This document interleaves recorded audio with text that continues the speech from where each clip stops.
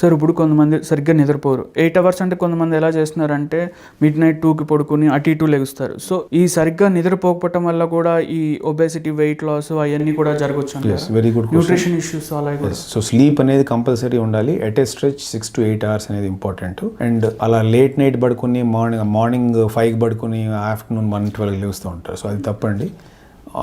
Fixed timings usually in the night around 10 o'clock to morning 6 అనేది ideal time.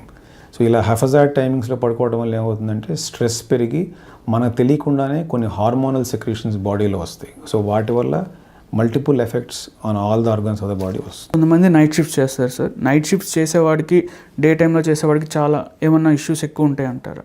ఉంటుంది. Night shift చేసే వాళ్ళకి professional పరంగా వాళ్ళకి తప్పదు కాబట్టి వాళ్ళకి మెంటల్ ప్రెషర్ అలాంటివి ఏమైనా ఎక్కువ ఉండే ఛాన్సెస్ ఉంటాయి? ఉంటుంది, డెఫినెట్గా ఉంటుంది. సో దానివల్ల ఆ ప్రెషర్ ఎక్కువ ఉండటం వల్ల వాళ్ళు నైట్ టైం చేసి పగళ్ళు పడుకొని దానివల్ల డెఫినెట్గా ఉంటుంది. బట్ దాన్ని ఓవర్కమ్ చేయడానికి again same eating good healthy food and doing some exercise. మేల్కొనటం వల్ల ఎంతో కొంత ఇంబ్యాలెన్స్ అయితే ఉంటుంది అంటారా నైట్ చేయటం వల్ల? డెఫినెట్గా ఉంటుంది. బట్ అగైన్ అది ప్రొఫెషనల్ రిలేటెడ్గా ఉంటుంది కాబట్టి తప్పదు. సో వాళ్ళల్లో ఏంటంటే మిగతా టైమ్స్లో జాగ్రత్తగా దాన్ని బ్యాలెన్స్ చేసుకోవాలి. థ్యాంక్ యూ సార్, చాలా విలువైన ఇన్ఫర్మేషన్ ఇచ్చారు మా ఛానల్కి. Thank you so much.